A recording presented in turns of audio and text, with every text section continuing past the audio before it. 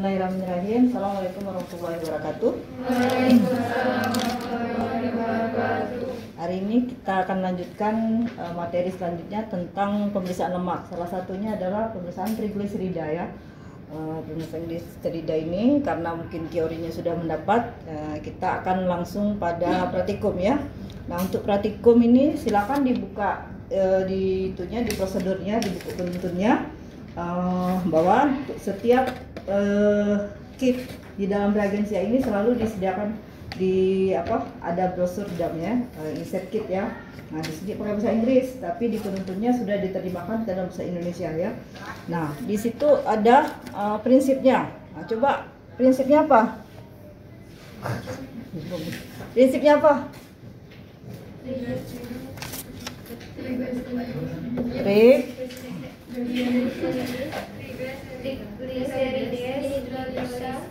Secara enzimatis menjadi gliserol sesuai dengan reaksi. Jadi ada tiga langkah nanti dari prinsip yang perlu diperhatikan sampai nanti terukur kadar trigliseridanya. Pertama, trigliserida dalam darah ini akan dioksidasi oleh enzim LPR,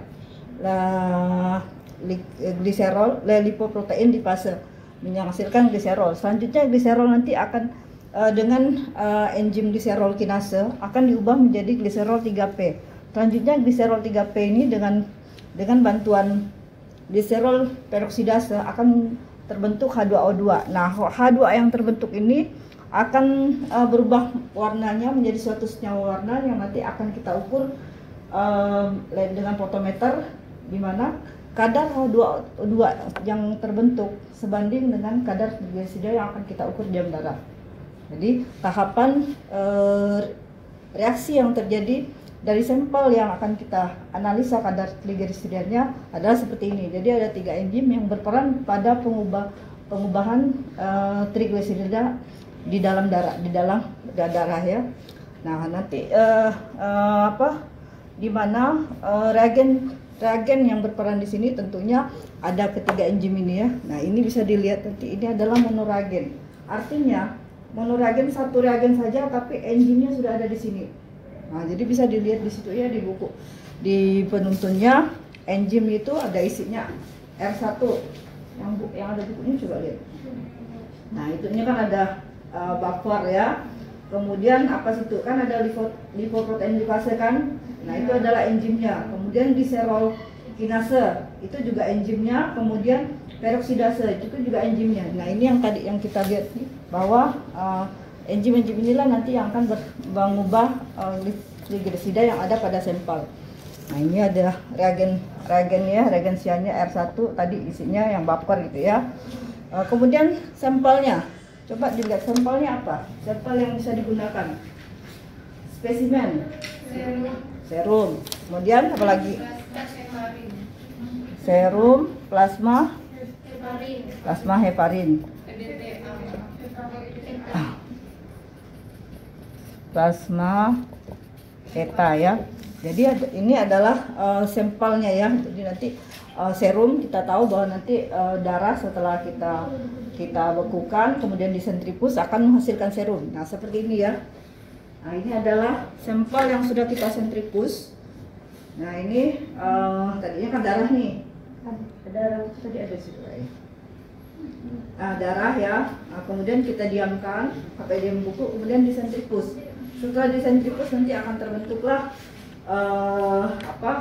dua ini ya, yang satunya plasma darah, yang kemudian di atasnya adalah serum. Nah, serum inilah yang nanti yang kita gunakan sebagai bahan pemeriksaan. Nah, kalau kita nanti gunakan plasma heparin, berarti nanti darahnya kita campur dengan heparin. Nah, nanti akan dapat seperti ini, tapi yang di atasnya ini bukan serum namanya, tapi plasma. Nah, demikian juga kalau eta, nanti darahnya ditambah dengan eta, disentrifus akan terbentuk juga seperti ini, tapi yang di atasnya kita sebut dengan plasma eta. Nah, bedanya kalau itu ya, kalau serum tanpa antikoagulan, tapi kalau plasma itu dengan antikoagulan, antikoagulan eta, heparin, sitrat, yes. Pokoknya tergantung antikoagulan yang kita gunakan.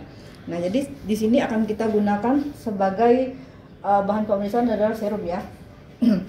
Nah, kemudian cara kerjanya. Nah, cara kerja ini sangat mudah sekali karena nanti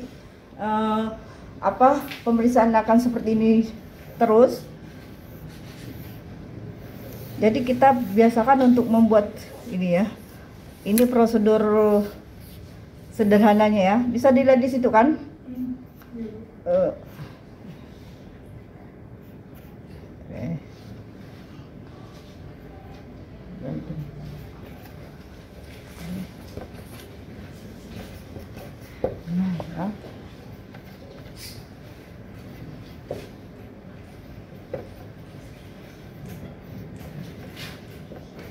Nah, kita akan siapkan 3 tabung. 3 tabung nanti.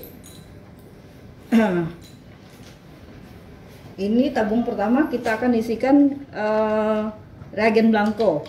Nah, ya reagen blanco. Ini seperti ini, reagen blanco RB. Kemudian yang kedua standar. Kemudian yang ketiga ada sampel. Tapi sebelumnya ini harusnya di label dulu ya, label biar enggak tertukar gitu ya, karena ini kan pas sampel di satu, kalau sampelnya banyak nanti kan akan kita label sesuai nanti jumlah sampelnya ya. Nah, kepada masing-masing tabung nanti akan kita isikan reagen kerjanya. Diisikan reagen kerja sesuai dengan prosedur adalah 1000 UL.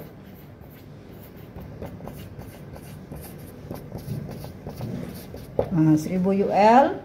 Nanti 1000 UL ini akan kita ambil dengan menggunakan alat yang namanya Clinipad. Nah, di sini sudah lihat ya, 1000 UL kan. Nah, ya, nanti akan kita coba ya, ini prosedurnya dulu. Kemudian standar. Standarnya berapa? 10 UL. Jadi karena dia hanya standar, kita hanya memberikan di kolom standar. Nah, ini. Nah, ya, jadi hanya pada kolom standar. Kemudian sampelnya berapa? Nah, jadi sampel juga pada sampel. Ini berarti kita sudah nanti memasukkan ini standarnya. Yang botol kecil ini adalah standar. Jadi standar gliserida bisa dilihat di situ, konsentrasi standarnya 200. Ada nggak? Di reagen siap. Ya, 200 ya. Kemudian ini tadi kita masih masukkan standar khusus di kolom ini ya. Oke, gini aja. Ini blanco. Harusnya pakai label ya. Blanco, kemudian standar.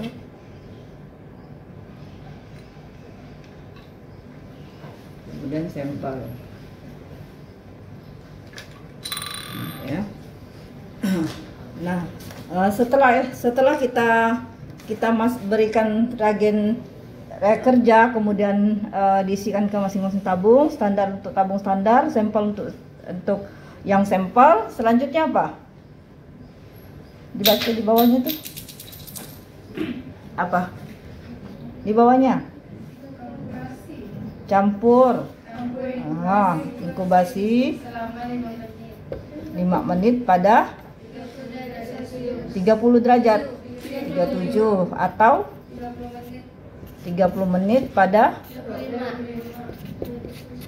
Nah, ini ya. Jadi yang dimaksudkan inkubasi di sini adalah waktu untuk bereaksinya antara reagen kerja dengan tadi ini, dengan sampelnya ya, sehingga kita perlu waktu inkubasi.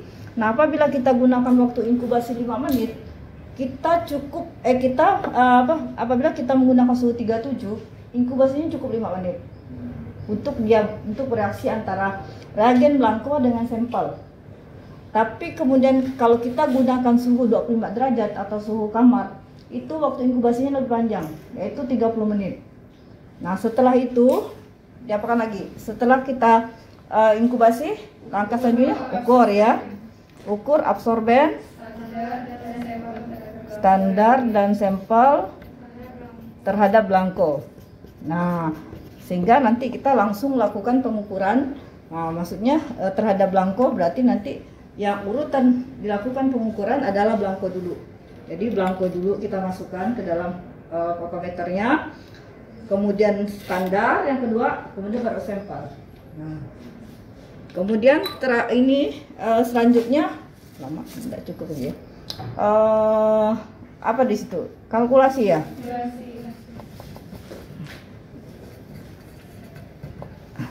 Kalkulasinya apa katanya?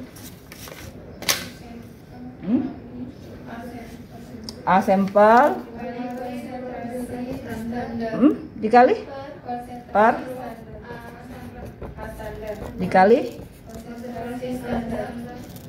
Nah, ini adalah rumus baku untuk mendapatkan konsentrasi trigliserida yang akan kita ukur. Kan tadi kita udah mengukur, tadi kan dapat absorben absorben standar, ya kan? Nah, ini maksudnya absorben standar, nanti kan dapat nih nilainya berapa. Misalnya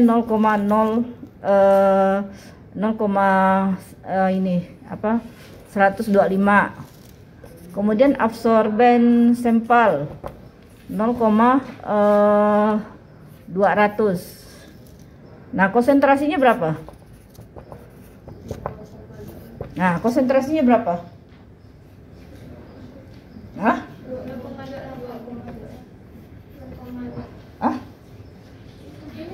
Ini kan rumusnya nih. Jadi gimana? Kita masukkan rumus. 0,200 dibagi 0,125 dikali berapa? Konsentrasi standarnya tadi yang bilang berapa di sini? 200 ya, dikali 200. Nah, coba hitung berapa? 320. Nah, 320 mg inilah kadar trigliserida yang kita ukur di dalam sampel. Nah, ini kalau kita menghitung secara manual, artinya yang kita ukur adalah absorbennya. Ini ya di alat tentunya ya. Tapi kalau kita nanti mengukurnya secara semi otomatis, nanti alat yang sudah membacanya. Begitu nanti kita masukkan pertama reagen blanko, kemudian standar, nanti kan ada nilainya alat yang sudah men-save absorben dari standar. Kemudian begitu kita masukkan sampel, sudah terbaca di alat. Jadi alat tuh tidak mengeluarkan 0,0, tapi nanti hasilnya langsung 320. Nah, tapi sebagai seorang analis, kita harus tahu nih rumus manualnya nih. Karena kalau kita nanti tidak menggunakan alat yang otomatis, kita harus bisa menghitung kalau nanti hasilnya berupa absorben. Nah, kalau alatnya sudah secara otomatis, nanti hasilnya yang akan langsung keluar. Berapa konsentrasi sampel yang kita ukur? Ya. Terus di situ ada apa lagi tuh? Nah, batas pengukuran. Yang dimaksud batas pengukuran itu berapa situ? Di situ katakan. Berapa? 4.000. Jadi alat yang kita gunakan ini dapat mengukur kadar trigliserida antara 4 sampai 1.000. Artinya kalau kadar trigliserida terlalu rendah, 3, itu tidak akan terukur di alat fotometer. Ataupun kadarnya terlalu tinggi, melebihi 1.000. Nah, sehingga nanti tidak akan terbaca di alat. Nah, kalau kita mendapatkan kadar seperti itu, misalnya kadar trigliserida pada pasien ini sampai 1.000 lebih. Nah, yang kita lakukan nanti adalah melakukan pengenceran sampel. Jadi sampelnya harus diencerkan. Ada nggak cara pengenceran di situ? Ada kan? Diencerkan dengan NaCl. Ada nggak situ? Nah, gimana caranya?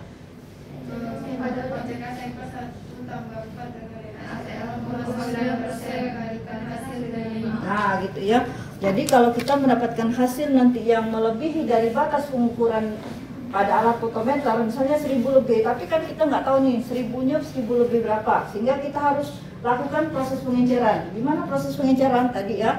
1 tambah 4 nanti hasil dikali 5. Jadi maksudnya ini 1 bagian sampel. Jadi bagian sampel yang ini ya, yang belum dianalisa ya, bukan sampel yang ini ya. Jadi sampel yang baru ini, maksudnya sampel yang belum kita tambahkan reagen, ini kita ambil 1 bagian. Misalnya tadi kita ambil 100 UL. Nah, kemudian ditambah aqueousnya berapa? Ditambah NaCl-nya.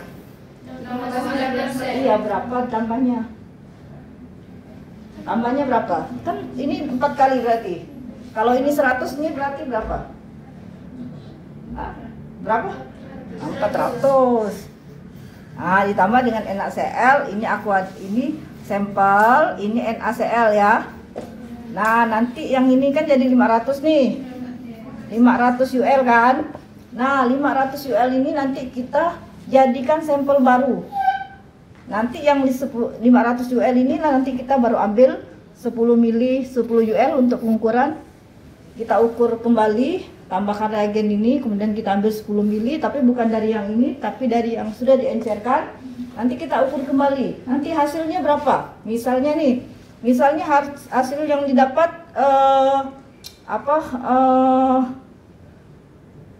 250. Hasilnya jadi berapa?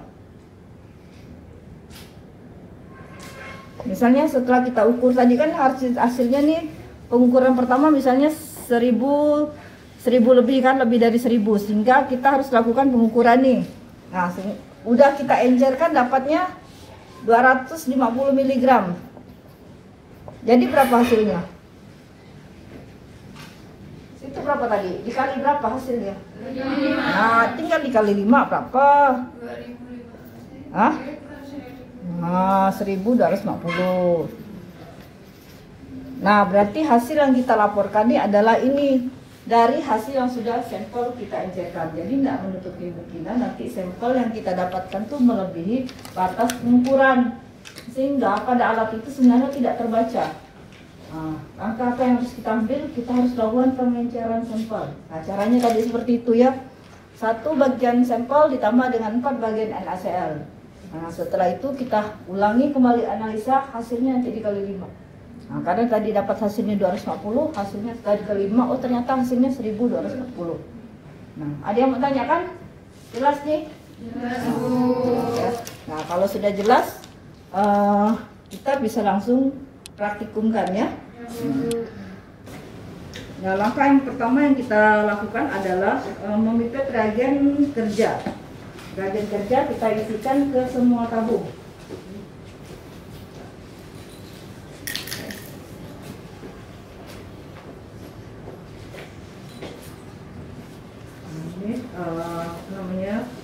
Ini penipet yang 1000. Ini kalau yang untuk volume yang besar itu warnanya biru ya.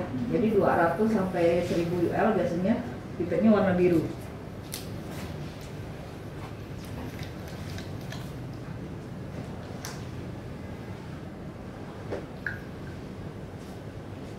Nah, ini caranya seperti ini ya.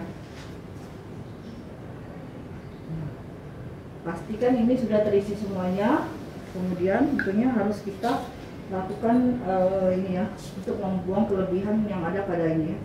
Tapi dengan posisi gini ya, jangan sampai menyentuh pinggir ini karena nanti akan terserap ke tisunya. Nah,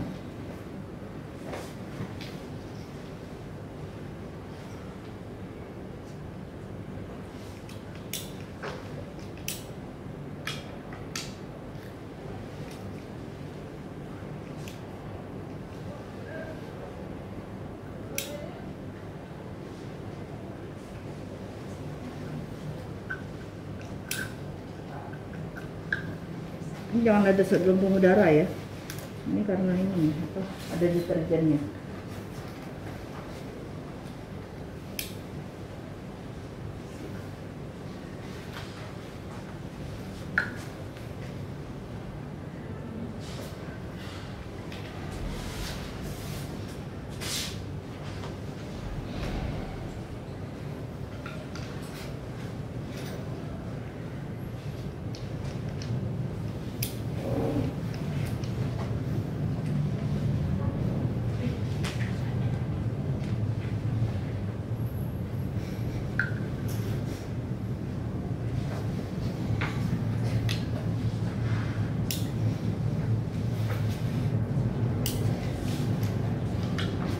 Ya, kita siapkan 3 tabung untuk tabung blanko, tabung standar dan tabung sampel.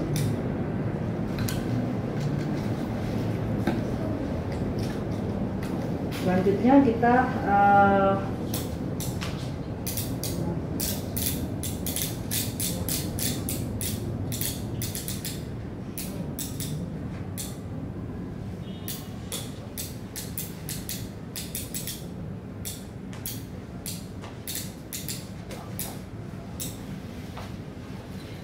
ambil yang 10 UL. Ini tipnya warnanya ini ya, kalau yang kecil ini warnanya kuning ya, tandanya kuning.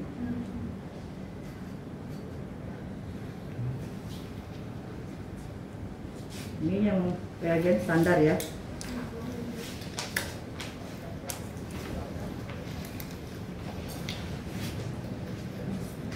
Hati-hati ya kalau untuk yang standar dan sampel karena volumenya sangat kecil, makanya memipetnya harus hati-hati. Jangan sampai nanti ada yang kurang atau ini. Nah, ini adalah 10 ml ya. Masukkan di tabung mana? Standar? Standar ya, tadi yang tabung yang tengah ya.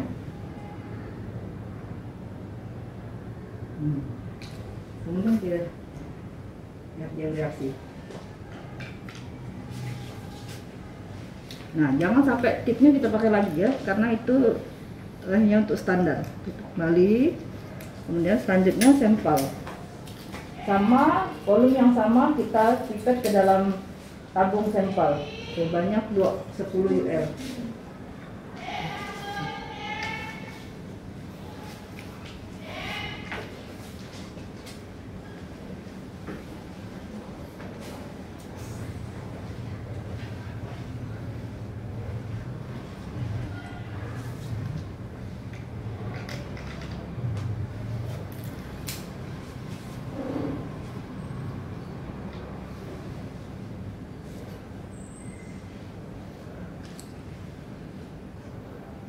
Nah, di inkubasi berapa tadi? Berapa inkubasinya? Kalau pada 37. Ini karena kita inkubasinya di suhu ruangan, jadi kita 30 menit. Nah, kita tinggal lihat tadi jam berapa. Ya, jadi tadi kita sudah melakukan pengukuran terhadap kadar trigliserida ya. Jadi hasil yang kita dapatkan karena udah langsung dibaca di hasil pada alat, langsung nanti dimasukkan ke dalam form hasilnya ya. Jadi untuk pelaporan nanti nama pasiennya, kemudian jenis kelamin, umurnya, dan kemudian hasilnya. Ada yang mau ditanyakan? Iya, nggak paham berarti nih. Enggak lah, begitu kan. Kenapa misalnya tadi itu? Udah lah kalau misalnya ini. Jadi untuk pemeriksaan di penyakit darah sebenarnya sangat mudah ya. Karena kita nggak perlu buat reagen. Reagennya sudah dalam bentuk tadi, sudah dalam bentuk kit yang siap pakai. Jadi kita nanti tinggal hanya menyiapkan sampel. Sampelnya rata-rata memang kita pakai serum. Nah, kalau serum berarti kita tadi tinggal menyiapkan pengambilan darah, kemudian didiamkan untuk mendapatkan kemudian disentrifus untuk mendapatkan serum. Nah, setelah serumnya jadi, nanti kita siapkan reagen kerja untuk pemeriksaan yang akan kita lakukan tentunya sesuai dengan prosedurnya, kemudian langsung diukur dan kita dapat hasilnya. Tinggal dimasukkan berapa hasil yang kita dapatkan. Mudah kan? Nah ya, jadi seperti itu ya. Tapi yang terpenting sebenarnya kalau di dalam kimia klinik, di dalam kimia darah khususnya, karena ini udah masuk dalam kimia darah ya, ketelitian dan ketepatan. Karena apa? Untuk diperhatikan ya, di sini sampel kita gunakan sangat kecil sekali, 10 UL atau 10 mikron. Itu sangat kecil sekali ya, sehingga kalau nanti apabila kita nanti memipetnya kurang atau lebih dari 10 mikron, itu tentunya hasilnya akan tinggi. Kalau nanti misalnya sampelnya kelebihan, kalau memipet sampelnya kelebihan dari 10 UL, hasilnya gimana? Tentu akan tinggi kan? Nah, demikian juga kalau tadi harusnya 10 UL, kita pipet kurang dari 10 UL, sehingga hasil sampel pasien yang kita periksa itu tentunya tidak valid ya. Nah, tidak valid itu tentunya akan sangat besar resikonya karena hasil yang kita keluarkan karena kita sebagai membantu diagnosa dokter sehingga akan digunakan dokter untuk terapi ya, untuk memberikan pengobatan. Sehingga bahaya sekali kalau hasil yang kita keluarkan itu tidak valid ya. Memang tidak menggambarkan sesungguhnya keadaan pasien. Nah, harusnya trigliseridanya tinggi pasiennya, tapi karena tadi kita sampel yang kita berikan tadi tidak tepat, kurang, hasilnya menjadi normal. Nah, harusnya tadi itu tinggi, ataupun sebaliknya. Sebenarnya pasiennya normal, tapi karena tadi kita lebih memberikan sampelnya menjadi tidak normal. Nah, jadi bahaya sekali hasil yang kita keluarkan kalau kita tidak bekerja dengan hati-hati. Nah, ingat ya, yang diperlukan di sini adalah ketelitian dan ketepatan. Ketelitian dalam memipet juga tepat ya, tepat penggunaan alat-alatnya sehingga hasil yang kita keluarkan menjadi lebih valid. Nah, itu kira cukup ya untuk materi hari ini. Kita akan lanjutkan dengan pemeriksaan lainnya. Mungkin masih lanjutan dengan yang lemak untuk pertemuan selanjutnya tentang HDL kolesterol. Ya, kalau tak ada yang bertanya lagi, untuk tutup dengan ucapan hamdalah, alhamdulillahirabbil alamin. Kita akhiri. Wassalamualaikum warahmatullahi wabarakatuh. Waalaikumsalam